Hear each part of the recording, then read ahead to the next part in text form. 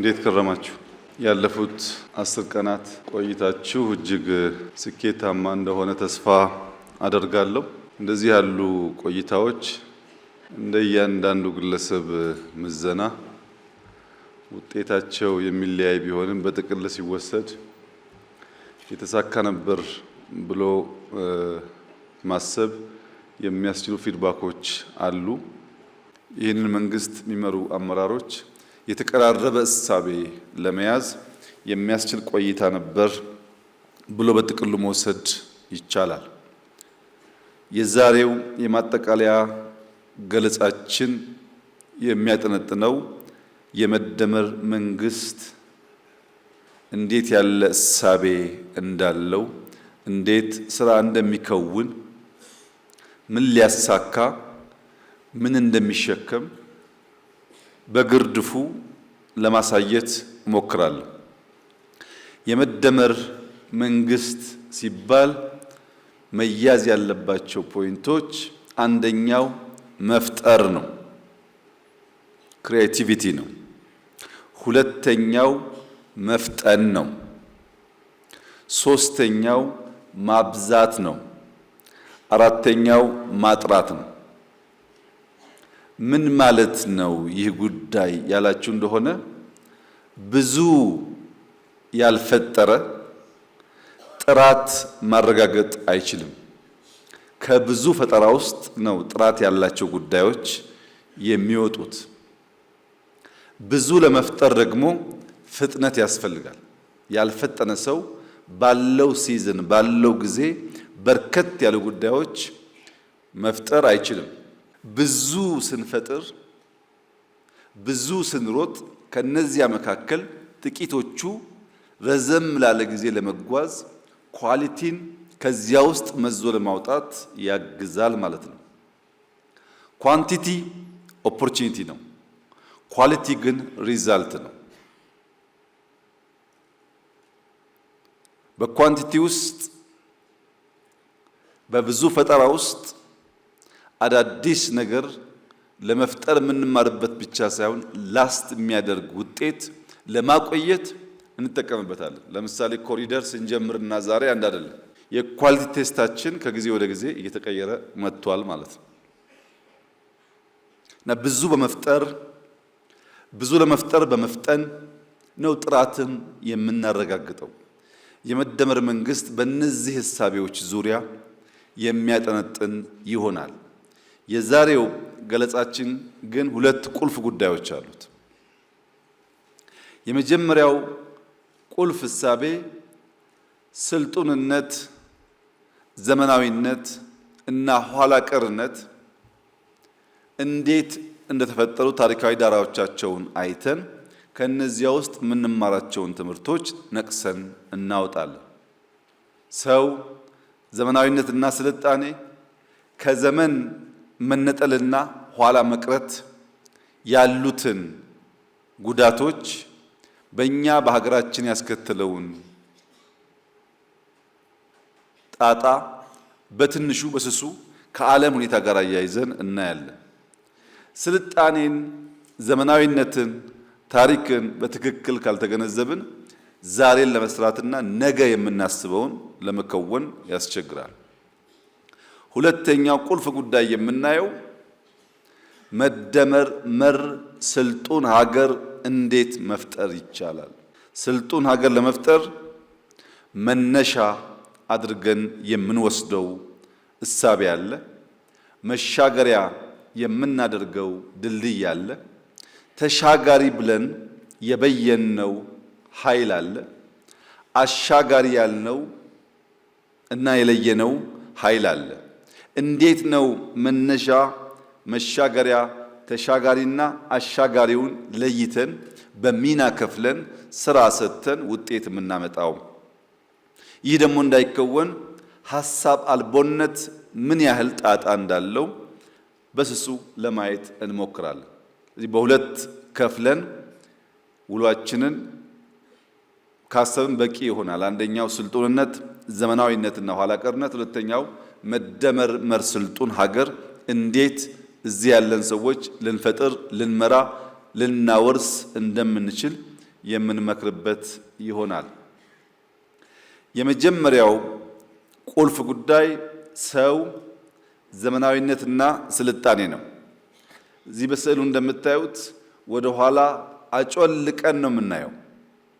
ወደ ኋላ አጮልቀን በምናይበት ሰዓት የሰው ልጅ ለመሰልጠን ያደረጋቸውን ተጋድሎች፣ ስልጣኔ ብሎ የበየነውን የኑሮ ዘዬ ማቆየት የቻለበትን ጊዜ ዲክላይን ሲያደርግ ለምን ደግሞ እንደፈረሰ የምናይበት ይሆናል። የስልጣኔ ጉዞ ማጥናትና መረዳት ለምን ያስፈልጋል? አንድ የመለወጥ የማደግ የመሻሻል ትልም ያለው ሀገር የስልጣኔ ጉዞን ወደ ኋላ መለስ ብሎ ማየት የሚያስፈልገው ዋናው ምክንያት ሳሙኤል ሃንቲንግተን እንደሚለው የሰው ልጅ ታሪክ የስልጣኔ ታሪክ ነው። ታሪክ የሚባለው ጉዳይ ራሱ የሱልጣኖችና ስልጣኔያቸውን በበላይነት መናገር ማስጨበጥ የቻሉ ግለሰቦች ስብስቦች እውነት ነው እንጂ የብዙ ተሸናፊዎች የብዙ አሸንፈው መናገር ያልቻሉ ኃይሎች የተረሱ በርከት ያሉ ጉዳዮች ይኖራሉ። የሰው ልጅ ታሪክ የስልጣኔ ታሪክ ከሆነ መፈተሽ የሚያስፈልግበት ዋናው ምክንያት ማህበረሰብ፣ ግለሰብ፣ ሀገር፣ አህጉር ብላይንድ ስፓት አላቸው። ወደፊት መሸምጠጥ የሚፈልግ ማንኛውም ኃይል በትልቅ መስታወት ወደፊት ማየት ብቻውን በቂ አይደለም። ብላይንድ ስፖቱን ቼክ የሚያደርግበት ስፖኪዮ ከቨር የማያደርግበትንም መለስ ቀለስ እያለ ማየት በክሪቲካል ሞመንት ያስፈልጋል። ያን ማድረግ ካልቻለ ወደፊት መጓዝ መፍጠንም አይቻልም። ብንፈጥንም ከምናስበው ቦታ መድረስ አስቸጋሪ ይሆናል። ወደፊት ለመሸምጠጥ ወደ ኋላ አልፎ አልፎ ማየት አስፈላጊ እንደሆነ ሁሉ ዛሬን በትክክል ለመረዳት ምንድነው አሁን ያለንበት ሁኔታ፣ የቆምንበት ባህል፣ እምነት፣ እሴት፣ ተቋማት እንዴት ተፈጠሩ፣ በምንስ መንገድ አድገው ዛሬ ላይ ደረሱ የሚለውን ጉዳይ በቅጡ መመርመርና ማወቅ ይጠይቃል። ነገን ለመተንበይ የዛሬ ውሳኔዎች፣ ድርጊቶች፣ ትልሞቻችን የሚፈቱበት መንገድ ምን አይነት ነገ ሊፈጠር እንደሚችል ሙሉ በሙሉ እንኳ ባይሆን ከሞላ ጎደል ግንዛቤ እንድንይዝ ያስችላል። አብርሃም ሊንከን ስለ ወደፊት ጊዜ ሲጠየቅ the best way to predict your future is to create it ይላል። ስለ ነገ የተሟላ ነገር ለመናገር የምትችለው በምትሰራው ስራ ነው። ዛሬ በምትሰራው ስራ ነው፣ በመፍጠር ብቻ ነው። የበቃ ኢንፍራስትራክቸር ዛሬ የሰራ ሰው ከዛ የተሻለ ዘመን እንደሚመጣ ማሰብ ይችላል። ዛሬ የተኛ ሰው ነገ የከፋ ጊዜ ለልጆቹ እንደሚያወርስ ካለ ብዙ አስረጅ ሊገነዘብ ይችላል። ዛሬን ማወቅ ነገን ለመስራት ብቻ ሳይሆን ነገን በቅጡ ለመተንበይ የሚያግዝ ጉዳይ ነው ማለት ነው። ስልጣኔ ምንድን ነው? ስልጣኔ የባህላዊ ልማታዊ ደረጃ ከፍታ ሲረጋገጥ አንጻራዊ ቢሆንም አንድ ሀገር ለማ በባህሉ አደገ ሲባል የሚታየው ሁኔታ ማለት ነው። ለዚህ ሀገር ዜጎች የሚስማማ አኗኗር፣ የሚስማማ የኑሮ ዘይቤና ስርዓት መፍጠር ሲቻል ማለት ነው። የባቢሎን ስልጣኔ በብዙ ታሪካዊ ድርሳናት እንደተቀመጠው በወቅቱ ከፍተኛ ስልጣኔ ከታየባቸው ኢምፓየሮች መካከል አንዱ ነው። በዚያ ጊዜ ስልጣኔን ዲፋይን ያደረጉበት መንገድ እስከ ዛሬ ድረስ ላለው የስልጣኔ ትርጓሜ እንደ መነሻ ሆኖ ያገለግላል። ግሪኮች ሲቪላይዜሽን የሚለውን ቃል ከሶስት ቃላት ነው መዘው ያወጡት። እነዚያን ሶስት ቃላት ስንገነዘብ ስልጣኔን አውቶማቲካሊ ከምን ጋር እንደሚያያዝ ለመገንዘብ ያግዛል። የመጀመሪያው ቃል ሲቪስ ይባላል። ሲቪስ በግሪክ ሲቲዝን ማለት ነው በእንግሊዝኛ፣ ወይም ዜጋ የማህበረሰብ አባል ማለት ነው። ሲቪስ ወይም ሲቲዝን አንደኛው ቃል ሲሆን ሁለተኛው ሲቪታስ ወይም ሲቲ ከተማና ከተሜነት፣ ሶስተኛው ሲቪሊስ ወይም ሲቪል ወይም ሲቪሊቲ ስልጡን ባህሪና የኑሮ ዘይቤ። ሶስት ነገር፣ የመጀመሪያው የማህበረሰብ አባል ሰው ማለት ነው። ሁለተኛው ከተማ፣ ሶስተኛው ከተማና ሰው ብቻ ሳይሆን ያንን ከተማ በሰለጠነ መንገድ መገልገል የሚችል ስልጡን ባህል የኑሮ ዘዬ። አንዳንዴ ከተማው እያለ በቅጡ መገልገል የማይችሉ ሰዎች ሊፈጠሩ ይችላሉ። ስልጣኔ ስንል ሰው ከተማና የአኗኗር ዘዬ መሆኑን የዛን ጊዜው አተረጓጎም እስካሁን ባለው ሁኔታም የሚሰራ ይሆናል። ይሄን ለመገንዘብ ቀደምት ስልጣኔዎች በስሱ ስናይ ዴፊኒሽኑና ስልጡን የተባሉ ሀገራት በወቅቱ ያሳኳቸው ጉዳዮች አንድና ያው ሆነው እናገኛቸዋለን። በስልጣኔ ተርታ ውስጥ የመጀመሪያውን ወይም ቀደምት የሚባለው ሱሜሪያን ሲቪላይዜሽን ይባላል። የሱሜሪያ ሲቪላይዜሽን ከሁሉ የቀደመው እንደሆነ የታሪክ ተመራማሪዎች ከሞላ ጎደል ይስማማሉ። ይህ ስልጣኔ የተገኘበት ቦታ ሜሶፖታሚያ ይባላል። በወቅቱ በአሁኑ አጠራር ኢራቅ ያለችበት አካባቢ ማለት ነው። የዚህ ስልጣኔ ጊዜ 4000 ዓመተ ዓለም ገደማ ሲሆን የአሁኑ ሲጨመርበት 6000 ዓመት ገደማ ይሆናል። የዛሬ 6000 ዓመት ገደማ ሜሶፖታሚያ አካባቢ የነበረው ስልጣኔ የመጀመሪያው ፈርቀዳጅ ስልጣኔ ተብሎ ይወሰዳል። የዚያ ስልጣኔ ፋውንዴሽን መሰረት ግን በጤግሮስና ኤፍራጥስ ወንዞች መካከል የተፈጠረ ነው። እነዚህ ወንዞች እና ያ ቦታ እና ያ ጊዜ ተደምረው የሱሜሪያን ስልጣኔን የሚገልጡ ሲሆን በወቅቱ የነበረው ዋና ዋና ግኝት አንደኛ የጽሑፍ ቋንቋ ነው። ሁለተኛ ከሞላ ጎደል የተቀየሱ መስኖ መሰል ግብርናዎች ናቸው። ውሃን ከኮርሱ በተወሰነ ደረጃ ዳይቨርት የማድረግ ልምምድ። ሶስተኛ ከተማና ኪነ ህንፃ ናቸው።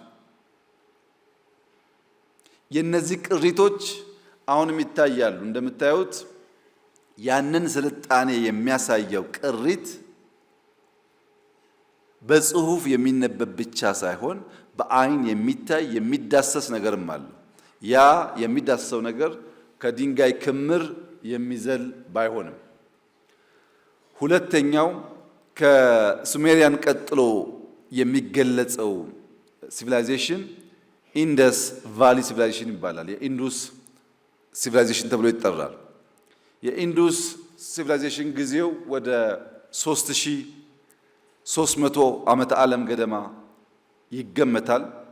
አሁን ካለው ጋር ወደ 5300 ገደማ ዓመት ይሆነዋል።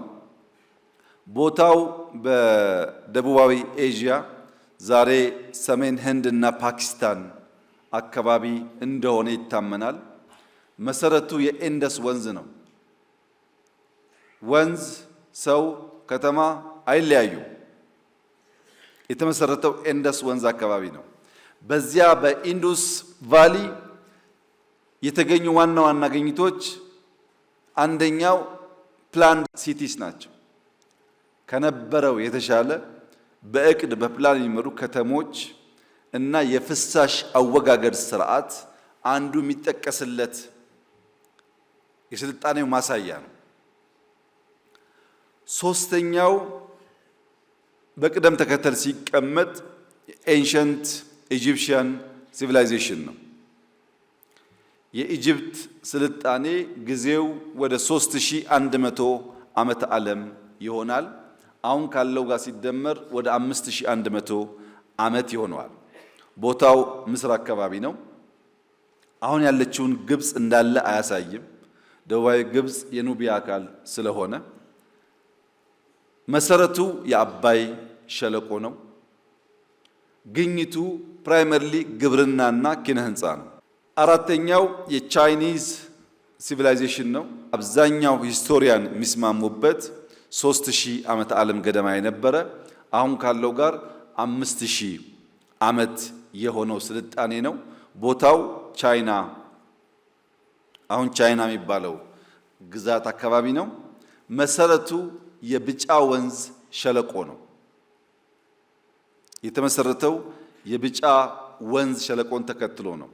ይሄም ግብርናና መንግስት ወይም በርከት ያሉ ሰዎች የማስተዳደር ስርዓትን ተፈጥሮበታል ተብሎ ይታመናል።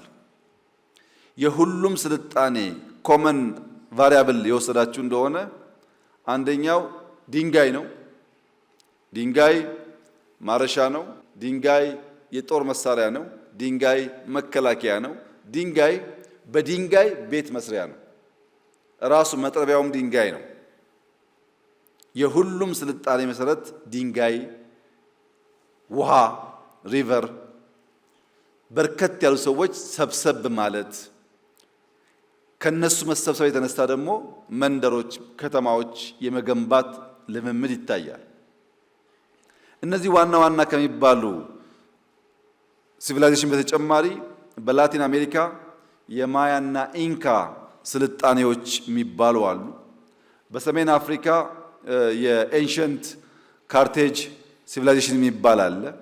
በምስራቅ አፍሪካ ኑቢያ፣ ኩሽ፣ ፑንት፣ አክሱም የሚባል አለ። ሌሎችም አሉ። በርከት ያሉ ስልጣኔዎች በየቦታው የሚገለጹ አሉ። ለመነሻ ያክል ያየናቸው ጥንታውያን ስልጣኔዎች ግን ከተሜነት፣ ሰብሰብ ብሎ መኖር፣ ድንጋይ መቆርቆር፣ መትጋት፣ በተላጠ እጅ ከሺህ ዓመት በኋላ የሚታይ ቅርጽ ለኛ መተው አለበት። እጁ ሳይላጥ ለበርካታ ሰዓት ሳይፈጋ ለትውልድ የሚታይ ነገር ማቆየት አይቻልም። ይሄን በሁሉም ስልጣኔዎች ማየት ይቻላል። የስልጣኔ አለባውያን ምንድናቸው? ኤሌመንትስ ኦፍ ሲቪላይዜሽንስ ምንድናቸው ሲባል አንዱ ከተማነት ነው፣ ከተሜነት ነው።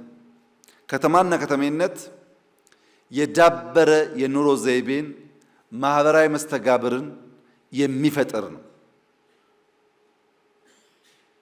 ሼክስፒር if not the people what the city ይላል። ሲቲ ኢንፍራስትራክቸር ብቻ ሳይሆን ሱፕራስትራክቸሩም ጭምር ነው። ያማረ መንገድ ያማረ ህንፃ ኖሮ ሱፕራው ካልተሰራ የተሟላ የሲቲን ውበት ማየት አንችልም። ከተማን የሚመራ ሰዎች ኢንፍራስትራክቸር እና ሱፕራስትራክቸሩን ኢኳሊ ስንመራ የሚያምር ከተማ፣ ለኑሮ የሚመች ከተማ፣ የኑሮ ዘዬው ስርዓት ያለበት ኦርደርሊ ከተማ መምራት መፍጠር እንችላለን። ሁለተኛው የዳበረ መንግስታዊ ስርዓት ነው። የዳበረ ማለት ሰፊ ቁጥር ያላቸው ህዝቦችን በስርዓት አደርጅቶ የጋራ ፍላጎታቸውን ዲፋይን አድርጎ ያ ፍላጎታቸውን ለመጠበቅ በጋራ የሚተሙ ሲሆን ግልጥ ያለ ሃይራርኪ ኦርደር ሲኖር አንዱ ወደዚህ አንዱ ወደዚህ የማይነዳ ከሆነ ማለት ነው። ሶስተኛው የዳበረ ባህል ነው። የዳበረ ባህል የአንድን ማህበረሰብ እሳቤ፣ እሴት፣ ማንነት፣ እምነት፣ ስሜት፣ ቋንቋ፣ ኪነ ጥበብ በርከት ያሉ ጉዳዮች በውስጡ ይይዛል። ከዚያም እልፍ ሲል ስነ ጽሑፍን ይይዛል። አንድ ባህል የአዲስ አበባ ባህል ምን ይመስላል ቢባል እዚህ ያለውን ሰው በሙሉ ብንጠይቅ ለየብቻ አንድ አይነት ምላሽ አናገኝም። ከዚህ እስከ ቦሌ ያለው አውራ ጎዳና ቤት ቤት በኩል ያልፋል፣ ስንት ኪሎ ሜትር ነው ብንል ግን በጣም በርካታ ሰዎች የሚቀራረብ ምላሽ ይሰጣሉ። ለምን? ባህል እንደ ኢንፍራስትራክቸር በቀላሉ የሚጨበጥ አይደለም። ባህልን ሶሻል ብሬን ይሉታል። ሶሻል ብሬን የተባለበት ዋናው ምክንያት የሰው ልጅ ኢን አቨሬጅ አጠቃላይ ካለው ቁመና ውስጥ የእያንዳንዱ ሰው ብሬን 2% የሚያክል ክብደት አለው። በአቨሬጅ የሁሉም ሰው ክብደት ተወስዶ የብሬኑ ፓርት ሲለካ ኢን አቨሬጅ 2% ይሆናል። ያ 2% የሆነው ብሬን 25% ኢንቴኮቻችንን ኦክሲጅኖቻችን ይበላል። ሳይዙ 2% ነው፣ ግን አጠቃላይ ከምንበላው ከምንመገበው ነገር 25%ቱን ወሳጅ ብሬን ነው። 75%ቱ የሚሄደው ለ98% ኦፍ አወር ባዲ ነው። ምን ማለት ነው? ያ የማናየው ወደ 30 ቢሊዮን የሚጠጋ ሴሎች በውስጡ ያጨቀው ብሬን ክብደቱ 2% ሆኖ 25% ኦክሲጅን ይበላል ሲባል ምን አድርገን ነው ያላችሁ እንደሆነ ብትሰሩም ብታወሩም ይበላል። በኢንቨስትመንት አይን ብታዩ አንድ ሰው 100 ብር ኢንቨስት አድርጎ 25 ብሩ የሚውልበትን በቅጡ ማየት ካልቻለ ከ110 ከ115 ማትረፍ አይችልም። እንሰራለን፣ በሰራነው እንበላለን፣ የበላነው 25% ይወሰዳል። ለምን እንደዋለ የማያስብ ሰው ዘሆል ልፋቱ ከንቱ ነው ማለት ነው። ከንቱ ነው። አራተኛውና የመጨረሻው የዳበረ ቴክኖሎጂያዊ አቅም ነው። ይህ አቅም በየዕለት የሚገጥመንን ችግር ለመፍታት የምንፈጥረው ጉዳይ ማለት ነው። የቸገረን ቤት ከሆነ እንዴት ቤት እንሰራለን? የቸገረን የውሃውን ኮርስ መጠበቅ ከሆነ የውሃውን ንጽህና መጠበቅ ከሆነ ውሃን ረዘም ላለ ጊዜ ማቆየት ከሆነ ለቸገረን ነገር የምንፈልገው መፍትሄ በየጊዜው ቴክኖሎጂ ይባላል። የግድ ኮምፒውተር መሆን የለበትም። ስልጣኔዎች በምን መሰረት ይገለጣሉ ያላችሁ እንደሆነ ስልጣኔ የተወለደው የሰው ልጅ ገበታውን ሌማቱን ለማትረፍረፍ ባደረገው ተጋድሎ ነው። የመጀመሪያው የስልጣኔ ውልደት ምክንያት ገበታ ላይ በቂ ምግብ ማቆየት፣ በመብላት ራስን ማቆየት አስፈላጊ ስለነበረ ነው። የመጀመሪያው እንግዲህ ሰርፕለስ ፉድ ለማግኘት የሰው ልጅ ልምምድ የነበረው አደን መውጣት ነው። ከማን ጋር? ከሚስቱ ጋር፣ ከህፃን ልጁ ጋር፣ ምናልባት አንድ ፍየል አንድ በግ ካለው ጎትቶ እና ቤተሰብ እየመሰረተ ሚስቱን ልጁን ይዞ አደን ሲወጣ ልጅ እያለቀሰ እናት ቆማ ልጅ እያጠባች በሚኖረው መስተጓጎልና ዝግታ በዕለቱ ወጥተው አድነው መመለስ ሲገባቸው ስለዘገዩ ብቻ ማደን እየተቸገሩ መጡ። ወጥተው በቀላሉ አድኖ መምጣት የነበረው ፍጥነት ጋር አብሮ ስለማይሄድ በኋላ ምን ተፈጠረ? ዲቪዥን ኦፍ ሌበር። የለም ከምንጓተት አንቺ እዚህ ቆይ ልጆች ይዘሽ እኔ ወጥቼ አድኜ ልምጣ፣ ካገኘው ይዤ እመጣለሁ፣ ካጣውም ከትናንትናው የተራረፈውን ሞቅ ሞቅ አድርገሽ ታበይኛለሽ በሚል ስራ ክፍፍል ተፈጠረ። እሷ ሰፈር ስትቆይ እሱ ወጥቶ አድኖ ሲመጣ ውጤታማ እየሆነ መጣ። ፈጥኖ አድኖ ይመጣል፣ እሷም ቤት ትሰራለች። ከዚያ ግድ የለም ብቻዬን ከመሄድ ያንተና የኔ ሚስት እዚህ ይቆዩ፣ እኔ እናንተ አድነን እንምጣ። 5፣ 10፣ 20 እያደገ ሄደ ማለት ነው። በጋራ የሚያድኑ ሰዎች፣ በጋራ ሰፈር የሚቆዩ ሰዎች። ነገር ግን ይሄ ዲቪዥን ኦፍ ሌበር በርከት ያሉ ሰዎችን ሰፈር የሚያቆይ በርከት ያሉ ሰዎች ወደ አደን የሚወስድ ሲሆን እየቆየ ሲሄድ ልጄን መታሽብኝ፣ ወንበሬን ገፋሽብኝ፣ ዕቃዬን ሰበርሽብኝ፣ ጭቅጭቆች ሰፈር ይፈጠራሉ።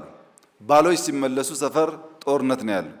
ለዚያ ሲባል ሶሻል ስትራክቸር እና የመንግስትነት ባህሪ መፍጠር ተጀመረ። በልከኛ መካከል አንተ ቆይና የፖሊስ ስራ ጠብቅ እየተባለ ልክ መንግስት የመምሰል ፖሊስ የመሰየም አድሚኒስተር ማድረግ እና መንግስትን መፍጠር ቀጥሎ መጣ ማለት ነው።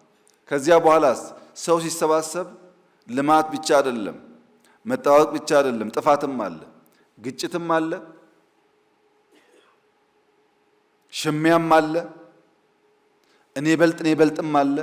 ያን ለመፍታት የህግ ስርዓት፣ ያን ለመፍታት በጣም ብዙ በርካታ ፋይሎች ሲፈጠሩ መጽሐፍ፣ በጽሁፍ ማቆየት፣ ማስታወሻ ቴክኖሎጂ ተፈጠረ ማለት ነው። ሰው በሌማት ራሱን ለማትረፍረፍ ገበታውን ለመሙላት ካደረገው ጥረት ከተማና መንግስት እስከፈጠረበት ጊዜ ሂደት ውስጥ በየጊዜው ምን አለ? ፈጠራ አለ። በየቀኑ ፈጠራ አለ።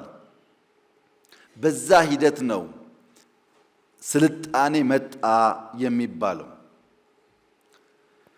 እነዚህ የስልጣኔ ሞዴሎች የተለያዩ የታሪክ አጥኚዎች፣ ፈላስፋዎች፣ ተመራማሪዎች በተለያየ መንገድ አስቀምጠውታል። አንድ ስልጣኔ የት ጀምሮ የት ጋር እንደሚያበቃ ታሪካዊ ሞዴል የሚባል አለ፣ ዑደታዊ ሞዴል የሚባል አለ፣ ኢነርጂ ቤዝድ ሞዴል የሚባል አለ፣ ሌሎች ሞዴሎችም አሉ። አንድ በአንድ ለማየት ሂስቶሪካል ሞዴል የሚባለው የስልጣኔ መለኪያ መስፈርት አርኖልድ ቶምቤ ሞዴል ይባላል። አርኖልድ ቶምቤ የሚባለው ሰው ስተዲ ኦፍ ሂስትሪ የሚባል ጥናታዊ ጽሑፍ በመጽሐፍ መልክ የዛሬ 90 ዓመት ገደማን የጻፈው። በዚያ ጽሑፉ ስልጣኔን በአራት መንገድ ዲፋይን አደረገ። ልክ ኔቸር ቤዝድ ይሉታል። የሰው ልጅ ተወልዶ አድጎ አርጅቶ እንደሚሞተው ሁሉ ስልጣኔ ይፈጠራል። ጅማሩ አካባቢ ላይ እየዳበረ አድማስ እያሰፋ ሲሄድ ያድጋል። እያረጀ መሰንጠቅ ሲጀምር ደግሞ የእድገቱ ጫፍ ላይ ደርሶ ማሽቆልቆል ይጀምራል። ሲፈረካከስ፣ ሲንኮታኮት፣ ሲሞት ደግሞ ልክ በብዙ ስልጣኔዎች እንደምናውቀው ቅሪት ቢኖረውም ያ ስልጣኔ የነበረውን ኃይል ይዞ አይቆይም ማለት ነው። በዚህ መንገድ አርኖልድ ቶምቤ ካስቀመጠ በኋላ ምናልባት ወደ 25-26 ዓመት ቆይቶ ዑደታዊ ሞዴል ወይም ሳይክሊክ ሞዴል የሚባል ተፈጠረ። ይሄ ካርሎ ኪንግ የሚባል ሰው ቀደም ሲል የነበረውን የኔቸር ቤዝድ ሞዴል ካጠና በኋላ the evolution of civilization ብሎ ጥናታዊ ሰነድ አዘጋጀ። በዚህ ሰነድ ላይ ያስቀመጠው ምንድነው? እያንዳንዱ ስልጣኔ በድንገት አይወለድም። ከትናንትና ማንነቱ ይጸነሳል። ኮንሲቭ የሚደረገው ከትናንትና ከነበረ ለምሳሌ ደርግ ጽንሰቱ የሞናርኪ ዘመን ነው። ከሞናርኪ ጥፋት ልማት የተማረውን ተምሮ ማንነቱን ፈጠረ። የሚቀጥለውን በዚያ መንገድ እንደማለት ነው። አንድ ስርዓት ዝም ብሎ አይወለድም። ካለ ስርዓት ድካም፣ ስንፍና፣ ካለ ስርዓት የማድረግ አቅም ውስንነት ራሱን አድርጅቶና አሻሽሎ ብቅ ሲል ኮንሲቭ ያደረገው የተጸነሰው በቀደመው ውስጥ ነው። በኋላ ግን ይዳብራል፣ ይስፋፋል። መስፋት ሲመጣ ደግሞ ናቹራል ስለሆነ ግጭት ያቆጠቁጣል። ግጭትና ጠብ እየሰፋ ደግሞ ሲሄድ መፈረካከስ፣ መበስበስ ይመጣል። ውስጣዊ ድክመቶች ለነዚህ ሁሉ መውጣትና መውረድ መንስኤ ይሆናሉ። በሰባት ከፈላቸው። የቅድሙ በአራት ከፈላቸው ከውልደት እስከ ሞት። ይሄኛው ደግሞ ጽንሰትን ጨምሮ ግጭትን ጨምሮ ትንሽ የሳይዝ እና ክሬቲቪቲን ቤዝ አድርጎ ሰራው። ሶስተኛው ሞዴል በትንሽ ቴክኖሎጂካል እና አምቢሽየስ የመምሰል ነገር አለው። ካርዳሺቭ ስኬል ይባላል። ራሻዊ ሰው ነው። ካርዳሺቭ የሚባለው ሰውዬ ስልጣኔ መለካት ያለበት በኢነርጂ አጠቃቀም ነው ይላል። አንድ ሀገር በሚጠቀመው ኢነርጂ ልክ ስልጣኔውን መናገር ይቻላል ብሎ ዜሮ ታይፕ ሲቪላይዜሽን የሚባለው በሆም ፕላኔት ላይ በምድር ላይ ያለን ኢነርጂ አሟጦ የማይጠቀም ማንኛውም ሀገር በዜሮ ስልጣኔ ደረጃ ላይ ነው ያለው ይላል። ምን ማለት ነው? የሆም ፕላኔት ኢነርጂ ሶርስ ሲባል ቮልካኖን ይጨምራል፣ ሃሪኬን ይጨምራል፣ ኤርዝኪክ ይጨምራል።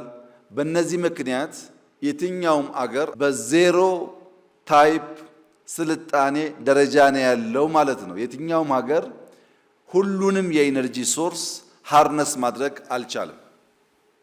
እሱ ታይፕ ዋን የሚለው ሆም ፕላኔት እና ሶላር ኢነርጂን በተሟላ ደረጃ መጠቀም የሚቻልበት ደረጃ ሲደረስ ታይፕ ዋን ይባላል ይላል። ታይፕ ቱ የሚለው ደግሞ ሶላር ሲስተም ብቻ ሳይሆን ሙሉ ስታሮችን ሁሉም ኢነርጂ ስላለው እነዛን ኢነርጂዎች መጠቀም የሚችል ሀገር ሲፈጠር ይላል። ይሄን በዳይሰን ስፊር መጠቀም ይቻላል ነው የሚያስቀምጠው። ግን የሶላር ሲስተሙ እና ስታሮች በሙሉ ኢነርጂያቸውን ሲሰጡ ታይፕ ቱ ሲቪላይዜሽን ደረስን ተብሎ ይወሰዳል ይላል። ታይፕ ስሪ የሚላቸው ጋላክሲ ላይ ሚልክ ዌይ ጋላክሲ ላይ ያለውን ኢነርጂ በሙሉ መጠቀም ሲቻል ነው እያለ በኋላ ትንሽ ከበድ ያሉ ሀሳቦች እያነሳ ይሄዳል። ምንድነው የዚህ የካርዳሺቭ ስኬል ለብዙዎች እንደ ማነቃቂያ የሚወሰደው? ኢነርጂን በብዛት መፍጠር ኢንዱስትሪ፣ አርባናይዜሽን፣ አግሪካልቸር፣ ቴክኖሎጂ ላልነው ጉዳይ እንደ ግብአት ያገለግላል። ኢነርጂ መፍጠር ያልቻሉ ሀገራት ሰለጠን ቢሉም በስልጣኔ ደረጃ መወሰድ የለበትም ይላል። ሰዎች እንዲፈጥሩ የሚያግዝ ነው። አሁን በሃይድሮ ብቻ ተወስዶ ሲታይ አፍሪካ ውስጥ በሰብሳራ አፍሪካ አክቹዋሊ በጠቅላላ አፍሪካ 15 ትላልቅ ግድቦች ስማቸው ይጠራል። 11ኛው ተከዜ ነው። 7ኛው ግቤ ነው። 2ኛው ኮይሻ ነው። 1ኛው ገርድ ነው። ከ15ቱ አራቱ በአፍሪካ ያሉ ግድቦች ኢትዮጵያ ውስጥ ይገኛሉ። 1ኛ፣ 2ኛ፣ 7ኛ እና 11ኛ። ነገር ግን በሃይድሮ ኢትዮጵያ ማምረት የሚገባት የኢነርጂ አቅምና ዛሬ ያመረተች ያለችው ደግሞ ገና ብዙ ይቀረናል። አሁን ኮምፓሪዝኑ ከአፍሪካ ሲሆን በርከት ያለ ቁጥር አለ። በሀገር ካለ ፖቴንሻል አንጻር ደግሞ ሲሆን ገና ብዙ ይቀራል። ሌሎች ሞዴሎች አሉ። የማቲው ሜልኮም ሞዴል የሚባል አለ። ይሄ ደግሞ በገቨርንመንት ሲስተም ነው የሰራው። የጋሪዮሻዊ ወይም ያልዳበረ ባህልና የማህበረሰብ ድርጅታ ያለበት ስርዓት ሲሆን፣ ፊውዳላዊ ሲሆን፣ የተበታተነ ያልተማከለ ስርዓት ሲሆን፣ ሀገረ መንግስታዊ ሲሆን ሪፐብሊክ ሊሆን ይችላል፣ ኤምፓየር ሊሆን ይችላል። በማዕከላዊ መንግስት ስር ሰፋ ያለ ህዝብ ሲተዳደር ኢምፔሪያላዊ ሲሆን የማዕከላዊ መንግስት ተጽዕኖ ፊዚካሊም በተለያየ መንገድ ከቅጥሩ ከድንበሩ ሲዘል በሚል ያስቀምጠዋል እና ስልጣኔን ልዩ ልዩ ምሁራን በተለያየ መንገድ ዲፋይን አድርገውታል። ሁሉም ደምራችሁ ግን ስታዩ አሻራ አለው። አሻራው ድንጋይ፣ አሻራው ሪቨር ነው ቤዝ ያደረጉበት። የዓለም ስልጣኔን ካየን በኋላ ወደኛ ሁኔታ ስናመጣው የኢትዮጵያ ስልጣኔ አንዳንዴ ለየብቻ አንዳንዴ በጋራ ሰብሰብ ያሉ ግዛቶችን ይመለከታል። ኢትዮጵያ ሲባል አሁን ያለው ካርታ ማለት አይደለም። ኢራቅ ሲባል አሁን ያለው ካርታ ማለት አይደለም። ቻይናም ሲባል እንደዚሁ በጊዜ ብዛት ወደዛ ወደዚህ የሚሉ ነገሮች ይኖራሉ። ያም ሆኖ የኢትዮጵያ ስልጣኔ የሚያድግባቸው ዘመናት የኢትዮጵያ ስልጣኔ ዲክላይን የሚያደርግባቸው ጊዜዎች በጥቅል ሲታዩ የቮይስ እና የኖይዝ ኮምፒቲሽን ነው። ቮይሶች ጎልተው ሲወጡ፣ ቮይሶች ኖይዝን ሰፕረስ ማድረግ ሲችሉ፣ ቮይሶች በብዙዎች ክሊርሊ ተደምጠው ተከታይ ሲያገኙ እድገት ስልጣኔ አለ። ኖይዞች ሲበረቱ፣ ቮይስ ሰፕረስ ሲሆን ደግሞ ስልጣኔን ማውደም አለ። ኖይዝ እና ቮይስ ሲተካከሉ መሳ ለመሳ ሲጓዙ ያዝ ለቀቅ ይሆናል።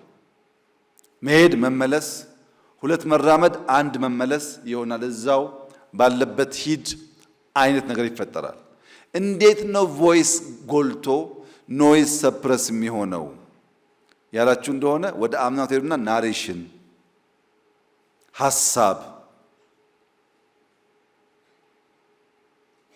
ሐሳብ ናሬሽን ጎልተው ተገዝተው ሊደርሺፕ እና ፎሎወርሺፕ ሲስማሙ ስልጣኔና እድገት ይመጣል።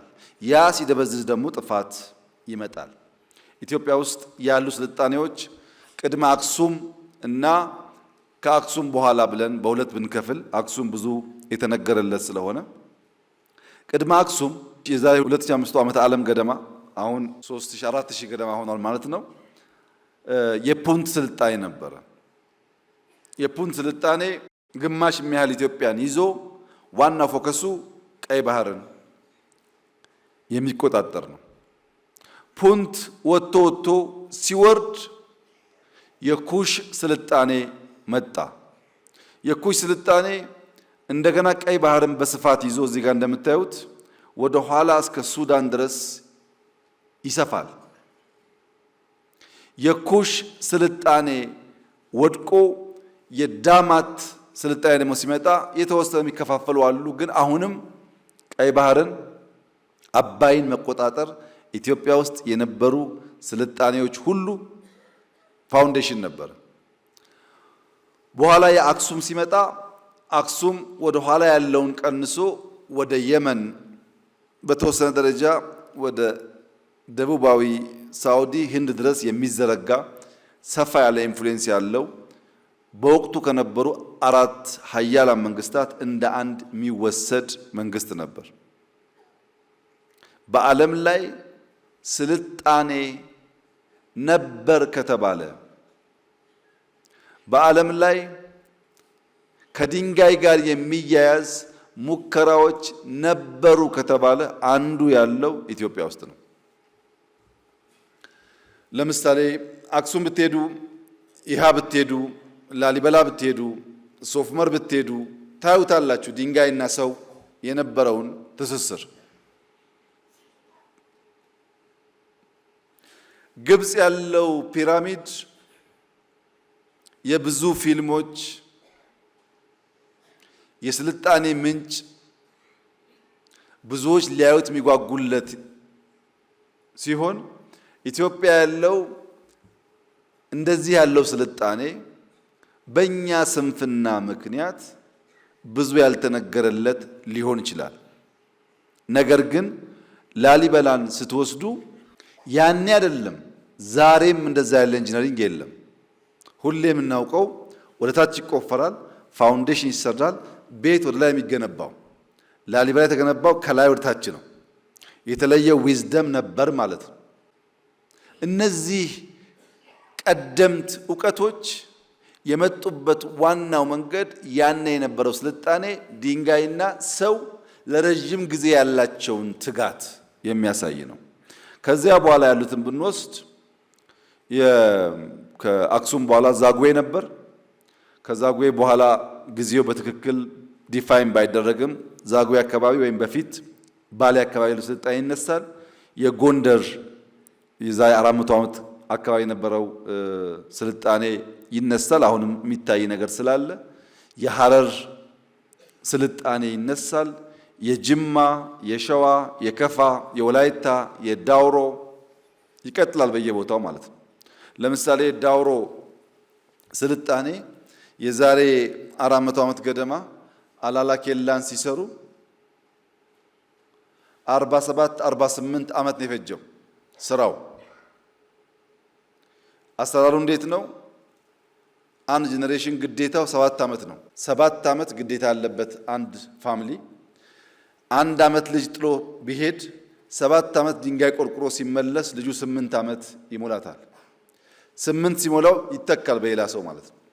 እንደዛ እያሉ 4 5 ትውልድ በቅብብሎሽ 47 48 ዓመት ነው አላላ ኬላን የገነቡት። ያ ሁሉ ድንጋይ ምን ይፈልጋል? መቆርቆር ይፈልጋል፣ መደርደር ይፈልጋል። በየቦታው የምናያቸው ኢትዮጵያ ውስጥ ያሉ ስልጣኔዎች ሌላ ቦታ ከተማርናቸው ስልጣኔዎች ጋር የሚቀራረብ ባህሪ አላቸው። ታዲያ እንዴት ማሽቆልቆል መጣ? ስልጣኔ ከነበረ እንዴት ማሽቆልቆል መጣ ያልን እንደሆነ ውጫዊ ምክንያት አለ፣ ውስጣዊ ምክንያት አለ፣ የመንግስታት መዳከም አለ፣ የህዝብ ብዛትና የአቅርቦት መሳሳት፣ ህዝብና ሰፕላይ አብረው የማያድጉ ከሆነ ግጭት ደግሞ መዳከምን መፍጠሩ አይቀርም። ኢትዮጵያ ውስጥ ስልጣኔ የመጣባቸውን ኋላም ውድቀት የታየባቸውን ዘመናት በአንድ ምሳሌ ብቻ ለመገንዘብ አንድ 4 ጎማ ያለው መኪና ከዚህ ተነስቶ የሚፈልግበት ቦታ ለመድረስ ቢያንስ 4 ሁነኛ ነገሮች ይጠበቁበታል። አንደኛው የመኪናው 4ቱም ጎማ ተመጣጣኝ ሳይዝ መኖር አለበት። 3ቱ መካከለኛ ሆነው የሚኒባስ ጎማ ሆነው አንደኛው የትራክተር ጎማ ቢሆን መፍጠን ቀርቶ መጓዝ አይችልም። because ትልቁ ትንሾቹን ይገለብጣቸዋል። ጎማው መመጣጠን አለበት። የጎማው ሳይዝ በከፍተኛ ደረጃ የሚለያይ ከሆነ የአንደኛው ማደግ ወይም ማነስ ሌሎቹ የመውደቅ ጦስ ሊሆን ይችላል። ሁለተኛው መመዘኛ አንድ ላይ መሽከርከር አለባቸው። 3ቱ ጎማ እየተሽከረከረ አንደኛው ቢነክስ ባይሽከረከር መኪናው ወደፊት ሳይሆን የሚሄደው የነከሰው ጎማ ስለሚጎትተው አደጋ ሊያስከትል ይችላል። እኩል መሆን አለባቸው። 4ቱም መሽከርከር አለባቸው። 3ኛው በአንድ አቅጣጫ መሄድ አለባቸው።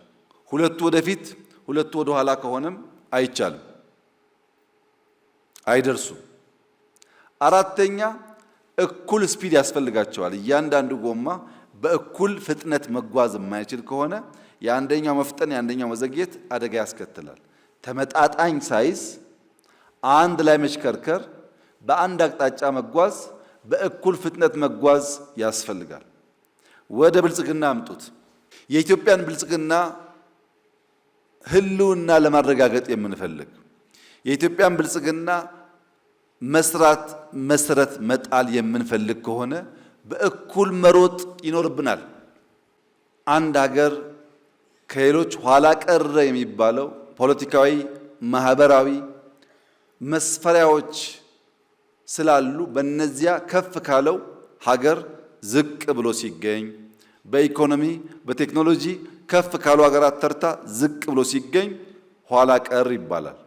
የእድገት መገታት ካለ፣ ኮንቲኒየስ ግሮዝ ከሌለ፣ የፍጥነት መጓተት ካለ፣ የፖለቲካ አዙሪት ካለ፣ የኢኮኖሚ ስብራት ካለ እነዚህ የኋላ ቀርነት መገለጫ ተደርገው ይወሰዳሉ። መንስኤዎቹስ ዲኬ ነው። አንደኛው ኢንስቲቱሽናል ዲኬ፣ ለምሳሌ ፖሊስ ብለን አደራጅተን የህዝብን ሰላም መጠበቅ ካልቻለ፣ ዲኬ ካደረገ፣ በማህበረሰብና በፖሊስ መካከል ትረስት እየጎደለ ከሄደ፣ ሌጂቲሜሲውን ካጣ፣ ወይም ፍርድ ቤት ብለን ሰው ተበድሎ ፍትህን ፍለጋ ፍርድ ቤት ሄዶ ፍትህ የማያገኝ ከሆነ፣ የፍትህ ተቋማት የማይታመኑ ከሆነ የኢንስቲቱሽናል ዲኬ ያጋጥማል። መንግስታት ስራቸውን በወጉ መስራት ሲሳናቸው ማለት ነው። ሁለተኛው ካልቸራል ዲኬ ነው። መልካም የሆነ እሴት ሲሸረሸር፣ መከባበር፣ መተማመን፣ አደራ መጠበቅ፣ በቃል መገኘት፣ አለመስረቅ፣ አለመቅጠፍ፣ አለመዋሸት የመሳሰሉ ጉዳዮች እየላሉ ሲሄዱ። ሶስተኛው ኢኮኖሚክ ዲኬ ነው። የኢኮኖሚ ተዋንያን ሲቀጭጩ፣ እየቀጨጩ ሲሄዱ፣ የቢዝነስ አድማስ ሲጠብ፣ ምርታማነት ሲቀንስ፣ የጥቅል ኢኮኖሚ መኮስመን ሲያጋጥም፣ ዕዳ ሲበራከት፣ የምናመርተውና የምንፈልገው ሲለያይ፣ ያኔ የኋላ ቀርነት መንስኤ ተደርጎ ይወሰዳል። ኢትዮጵያ ቅድም እንዳነሳሁት በዘመን መካከል ቀደምት ነበረች፣ ተቸክላ ቆይታለች፣ በሆነ አዙሪት ውስጥ ገብታለች፣ በጣም ዘግይታለች፣ ተንሸራታለች፣ ኋላ ቀርታለች። በጊዜና በዘመን መቀደም የሚያስከትለው ጣጣ መዘጋት፣ መዘግየት፣ መንሸራተት ነው። እየዘገየን በዘመን ስንቀደም ብዙ ጉዳዮች በእኛ እየተዘጉ፣ ዘመን ሲለወጥ እኛ እዛው ቆመን እንቀራለን። በኢትዮጵያ የባለፉት 1000 ዓመታት ሂደት ውስጥ የነበረ ችግር። ነገር ግን አንድ ተስፋ አለ። የኢትዮጵያን መዘግየት፣ ማሽቆልቆል፣ መድከም፣ መደህየት ብንናገርም 3000 ዓመት ፕላስ እያነሰች እየሰፋች እየቆመች እየተነሳች እንደ ሀገር መቆየቷ ደግሞ የባሰ ስላለ እሱ ቢያንስ እንደ መልካም ነገር ይወሰዳል ማለት ነው። ከነችግሩም ቢሆን ሀገር አለን እኛ። ከነችግሩም ቢሆን ቢያንስ እንደዚህ ሁሉም ብሔር ያለበት ስለ አንድ ሀገራዊ ፍላጎት መነጋገር እንችላለን። ስለዚህ ምንም እንኳን የከፉ ጉዳዮች ቢኖሩም አሁንም ሀገር ነን። አሁንም መነጋገር መቻላችን ተመልሰን ለመነሳት ተመልሰን ለማደግ ተስፋ ነው። የባሰ ስላለ ከፈረሱት ስለምንሻል በመቆዘም ብቻ ሳይሆን በተስፈኝነትም ማየት ይገባናል ማለት ነው። የሀገር እድገት ከልካይ አጥሮች አካላዊ አጥር፣ ተቋማዊ ወይም ስርዓታዊ አጥር እና ባህላዊ አጥሮች አሉ። እነዚያ አጥሮች ብሬክ መደረግ ካልቻሉ እንደ ሀገር፣ እንደ ክልል፣ እንደ ከተማ እድገት አይመጣም። ለምሳሌ አዲስ አበባን ብንወስድ አዲስ አበባ ራሱን ከአጥር ገላግሏል። ብር ያለው ሰው ኢንቨስት የሚያደርግ ሰው ከመጣ አዲስ አበባ ይጠቀማል። ያ ሰው ኦሮሚያ ቢሄድስ፣ አማራ ቢሄድስ፣ ሌላ ክልል ቢሄድስ የመጀመሪያው ጥያቄ እውቀትና ገንዘብ አለህ ወይ ሳይሆን ከየት ነው የመጣኸው ነው። ያ አጥር ምን እያደረጋችሁ ነው? እንዳታድጉ እያደረጋችሁ ነው። ካፒታል ቦርደር የለውም። እውቀት ቦርደር የለውም።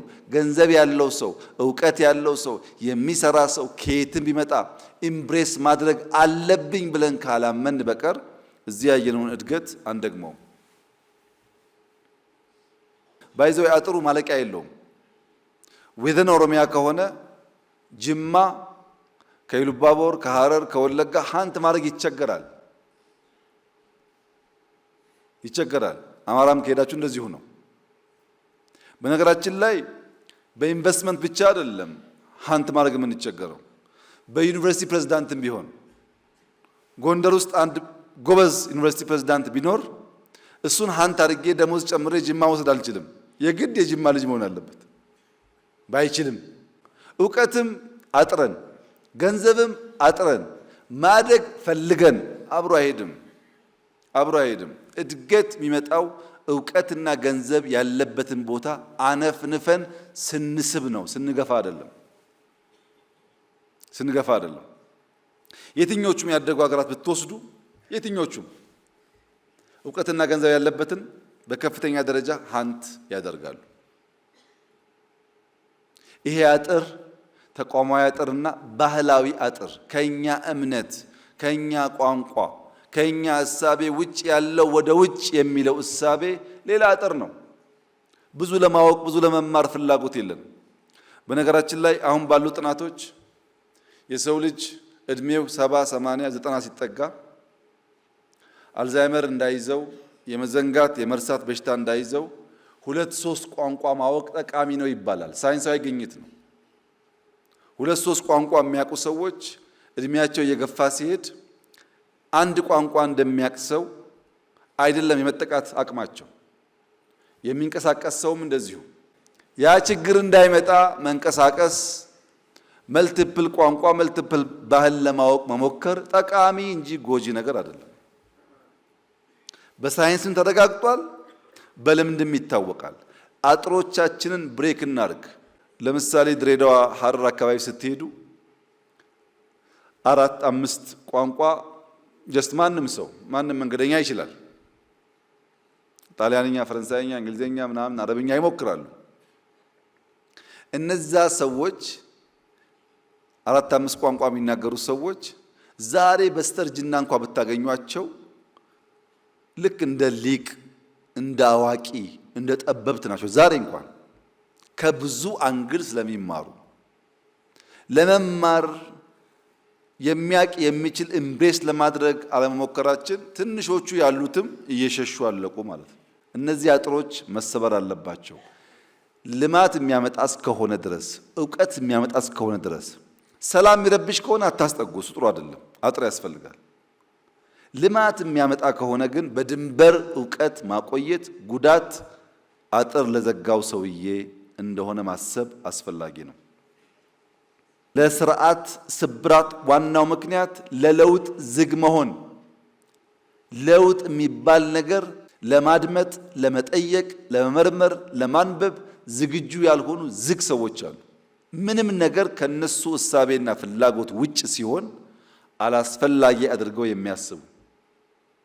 ሁለተኛው የተዛባ የለውጥ ጥያቄ፣ የቸገረውን ትቶ ያልቸገረውን ለመፍታት የሚጥር ማህበረሰብና ግለሰብ እንዲሁ ለስብራቱ ዋነኛ ምክንያት ይሆናል። ሶስተኛ አፍራሽ የለውጥ ሂደት፣ ማፍረስን እንደ ግብ መያዝ። በመጀመሪያው ፓርት ምን አየን? ስልጣኔ፣ ታሪክ፣ ሰው ያላቸውን መስተጋብር በዓለም ስልጣኔ የሚበየንበት የሚመረመርበት በሃይራርኪ የሚታይበት እነማን እንዴት ሰለጠኑ የሚባልበትን ነገር ካየን በኋላ ወደኛ ሁኔታ ስናመጣው ኢትዮጵያ ውስጥም ያ የስልጣኔ ቅሪት እንደነበረ በማስረጃ ማየት ቻል። ለምን ተንኮታኮትን ያልን እንደሆነ በጋራ አንድ ሐሳብ ይዘን እኩል ስለማንጓዝ አንዱ ሲሄድ አንዱ ስለሚቆም ነው። ያን ማድረቅ፣ ማስተካከል፣ ማረም ያስፈልጋል። ለምን የኢትዮጵያን ብልጽግና ለማረጋገጥ እያንዳንዱ ሰው በተሰጠው እና ባለው ጊዜ ሳይሆን ከዚያ በላይ የሚተጋ መሆን አለበት። ያን ማድረግ ከቻልን ነው ስልጣኔ ማረጋገጥ የምንችለው። ዛሬ ያለችውን ኢትዮጵያ ካለችበት አረንቋ አውጥቶ ስልጡን ሀገር ለማድረግ ፍቱን መድኃኒቱ መደመር መር መንግስት ነው። ኢትዮጵያ ውስጥ ታሪክ አለ፣ የታሪክ ቅሪት አለ፣ ጥንታዊነት አለ። ነገር ግን የሚታይ የሚጨበጥ ስልጣኔ የለም። ለምን? ታሪክ እንደ ወንዝ ነው፣ ፈሳሽ ነው፣ ወራጅ ነው። ስልጣኔውን ይፈልጋል፣ መገደብ ይፈልጋል፣ መቀየስ ይፈልጋል፣ ማረስ ይፈልጋል፣ ኢነርጂ ማምረት ይፈልጋል። ይሄ ደግሞ ድካምና ስራ አለው። ታሪክ ይፈሳል፣ ይሰለጥን ዘንድ ስራ ይጠይቃል። ካልሰራን ስልጣኔ አይመጣም። አባይ ታሪክ ነው፣ ንጋት ግን ስልጣኔ ነው።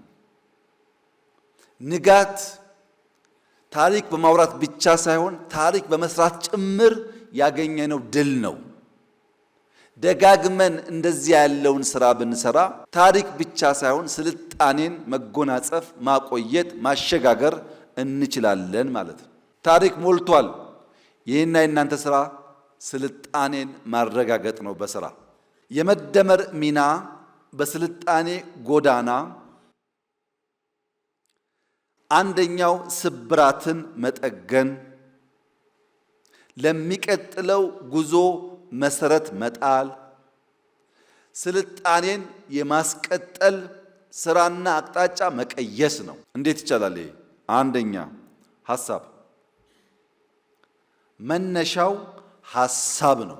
የመደመር እሳቤ እንደ ሐሳብ ዘር ነው። ይህንን ዘር በጊዜው በሚገባው ልክ በቦታው ከዘራ ነው ይበራከታል። ብናዘገየውስ ዘር አይሞትም፣ ዘር አይጠፋም። ግን ማምረት የሚገባውን ምርት እንዳናመርት ያደርገናል። እመኑኝ፣ የመደመር ሐሳብ ኢትዮጵያ እስካለች አይሞትም። እንዲህ ይደረጋል እንጂ አይሞትም። ነገር ግን ዛይ ባንጠቀምበት ዘር ነውና መራባት ሲገባው ዝም ብሎ ይቆያል። አሁን ብንጠቀምበት እየተባዛ ከኛ አልፎ ሌሎች የሚያግዝ ሊሆን ይችላል። ለምንድን ነው የመደመር ዘር አይጠፋም አይሞትም የሚባልበት ምክንያት?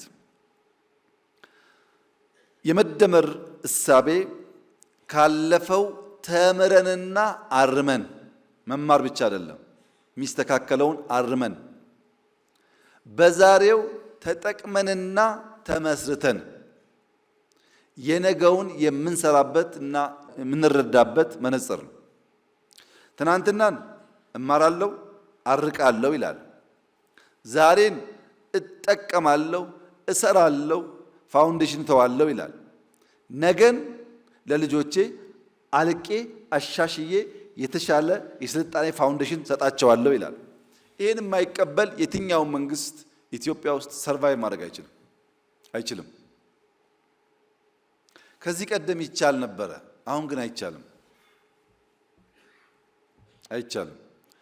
ዘመን መዋጀት ማለት አሁን ያለውን ነገር መገንዘብ ማለት ነው። አሁን ያለውን ነገር የማይገነዘብ ሰው ሲጀመር መንግስት አይሆንም።